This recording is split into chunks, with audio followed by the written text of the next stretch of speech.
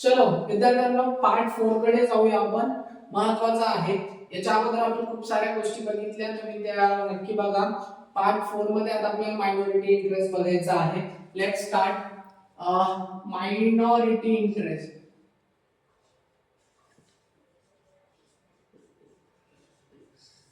पहिला आपण minority interest जे घेणार आहोत, ओके, तर ते वाय लिमिटेडचं घेऊन टाकूया. ओके, वाय लिमिटेडचं करूया. डन. चल इकडे लक्ष द्या. सर्वात पहिलं आपल्याला मायनॉरिटी घ्यायचंय, म्हणजे जे कमी राहिले. आता सर्वात पहिलं तुम्हाला जर लक्षात असेल तर वाय लिमिटेडचे टोटल शेअर्स होते, किती होते तर 20,000 होते, बरोबर. आणि 20,000 पैकी 16,000 म्हणजे 16,000 shares acquired by X limited. मग मायनॉरिटी कडे किती उरले, म्हणजे वाय लिमिटेड कडे किती उरले तर 4,000. तर तुम्ही इथे लिहू शकता फेस व्हॅल्यू ऑफ कोण आहे तर वाय लिमिटेड. किती वाय लिमिटेड ची तर ती घ्या. अमाउंट किती आहे टोटल 4,000 शेअर्स, आणि तुम्हाला माहिती 10 रुपयाला शेअर आहे, म्हणजे टोटल किती झाले 40,000 रुपये त्यांच्याकडे असलेल्या शेअरची व्हॅल्यू असणार आहे. त्याच्यानंतर आता या मायनॉरिटी बघा, आपण जेव्हा कॅपिटल प्रॉफिट करायचो, रेव्हेन्यू प्रॉफिट करायचो, तेव्हा एक हिस्सा नेहमी आपण कुठे पाठवायचो मायनॉरिटीला. मग चला कॅपिटल प्रॉफिटचा एक हिस्सा, पहिला हिस्सा बघा कॅपिटल प्रॉफिट आपण जो काढलेला आहे. आता हे वाय लिमिटेडचं बघतोय ना, वाय लिमिटेडच्या कॅपिटल प्रॉफिट मध्ये जा आणि बरोबर किती आहे तर तो मला दिसतोय 10,600 रुपये, जो की मायनॉरिटीचा होता. त्याच्यानंतर रेव्हेन्यू प्रॉफिटचा पण बघून घ्या.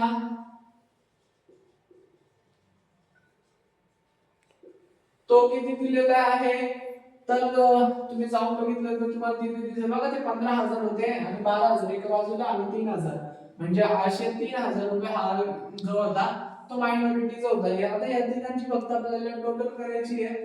टोटल येते 53,600. ही फक्त वायची, ही कोणाची आहे वायची. आता आपल्याला कोणाची बघायची मायनॉरिटी इंटरेस्ट, हे बघायचं आहे आता झेड लिमिटेडचं. चला बघूया. पुन्हा फेस व्हॅल्यू घ्यायची, म्हणजे उरलेले किती आहे शेअर्स. टोटल झेडचे तुम्हाला आठवत असेल 12,000 शेअर होते.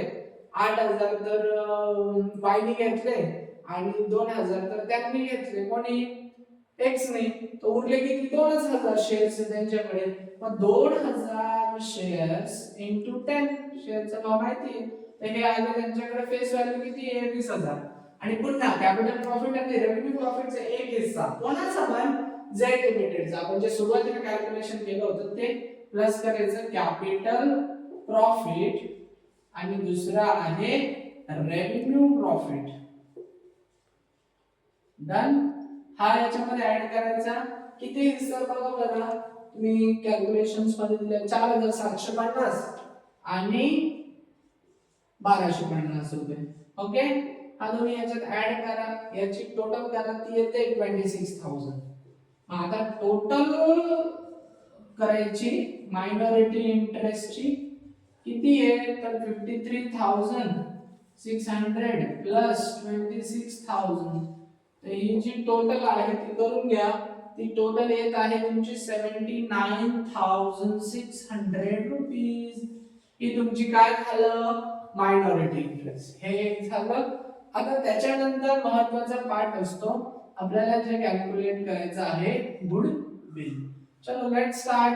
मी तुम्हाला म्हटलं होतं गुडविल सर्वात पहिलं बघून घ्यायचं की इन्व्हेस्टमेंट जी केलेली आहे बॅलन्स शीटच्या ऍसेट साइडला, ही सगळे शेअर्स घेताना किती इन्व्हेस्टमेंट केलेली. तर मला दिसतंय बघा, तुम्हाला इथे डोळ्यासमोर दिसत असेल, हे 1,90,000, 26,000 आणि 1,00,000 इथे लिहू शकता तुम्ही. वाटल्यास तर मी इथे समजण्यासाठी लिहून घेतो. इन्व्हेस्टमेंट किती आहे 1,90,000 प्लस 26,000 आणि प्लस 1,06,000, आणि या तिघांची टोटल जी आहे ती आता आपल्याला येईल 3,22,000 रुपये. म्हणजे बघा त्यांनी हे सगळं करण्यासाठी किती रुपये पैसे दिलेले आहे 3,22,000 रुपयाची त्यांना ते पे करायला लागलेले आहे, इन्व्हेस्टमेंट केलेली थोडक्यात. आता बघूया याच्यामधून काय लेस करायचं. इथं लेस काय लेस करायचं, फेस व्हॅल्यू कुठल्या कुठल्या शेअर तुम्हाला माहिती कंपनी पहिली आहे face value of share acquired bye x and Y limited. Face value of share acquired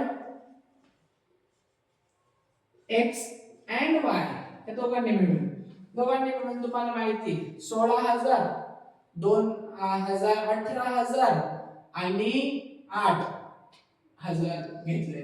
अशी तिघांची जर टोटल केली ना हे सगळं तर ते येत आहे किती 26,000 शेअर्स. किती येत आहे 26,000 आणि 10 रुपयाचं एक शेअर आहे त्याच्यामुळे बाहेर एक 2,60,000 रुपयाचे शेअर्स त्यांनी घेतलेले आहेत. त्याच्यानंतर तुम्हाला चांगलं आठवत असेल की गुडविल आपण कॅपिटल प्रॉफिटचा एक हिस्सा नेहमी पाठवायचो. मग तो वाय लिमिटेडचा पण पाठवायचो झेडचा पण पाठवायचो. मग तुम्ही तिथे करताना काय करायचं लेस इथे म्हणायचं कॅपिटल प्रॉफिट मग वायचा आणि झेडचा तर तो दिलेला आम्हाला तुम्ही 42,400 होता आणि अजून एक दुसरा जो होता 4,750 दोघांची जर टोटल केली बघून घ्या टोटल तर ती येते 47,150 रुपीजची ती टोटल येत आहे. ही घेतली. आता या अमाउंट मधून ह्या दोन्ही मायनस करा. मायनस केल्यावर तुम्हाला जे उत्तर मिळेल ते आहे 14,850. ओके याला काय म्हणायचं गुडविल. जर मायनस मध्ये गेलं असतं तर याला आपण कॉस्ट ऑफ कंट्रोल असं म्हटलं असतो पण आता रेग्युलर आन्सर आहे सो इथे काय आहे गुडविल. याचा अर्थ समजून घ्या थोडासा. काय अर्थ आहे की बघा त्यांनी काय केलं की जेवढे शेअर्स वगैरे घेण्यासाठी 3,22,000 खर्च केले म्हणजे थोडक्यात इन्व्हेस्टमेंट केली आणि त्यांच्याकडून जे त्यांनी घेतला ना त्याची किंमत 2,60,000 आणि 47,150 म्हणजे एवढेच द्यायला पाहिजे होते पण त्यांनी किती देऊन ठेवले 3,22,000 म्हणजे 14,850 एक्स्ट्रा अमाऊंट. आपण एखाद्याला एक्स्ट्रा का बरं देतो रे अमाऊंट कारण त्याचं मार्केटमध्ये काय असतं गुडविल असतं नाव लौकिक असतं म्हणून 14,850 आपण दिलेले आहे. अशा प्रकारे आपण गुडविल कॅल्क्युलेट केलेलं आहे. कळालं. हा आपला चौथा पार्ट होता. पुढच्या पार्ट मध्ये आता आपलं वर्किंग नोट संपलंय. पुढच्या पार्ट मध्ये मी कन्सॉलिडेटेड या सगळ्यांची मदत घेऊन आपल्याला कन्सॉलिडेटेड बॅलन्स शीट बनवायचं आहे ते बनवूया आपण. थँक्यू.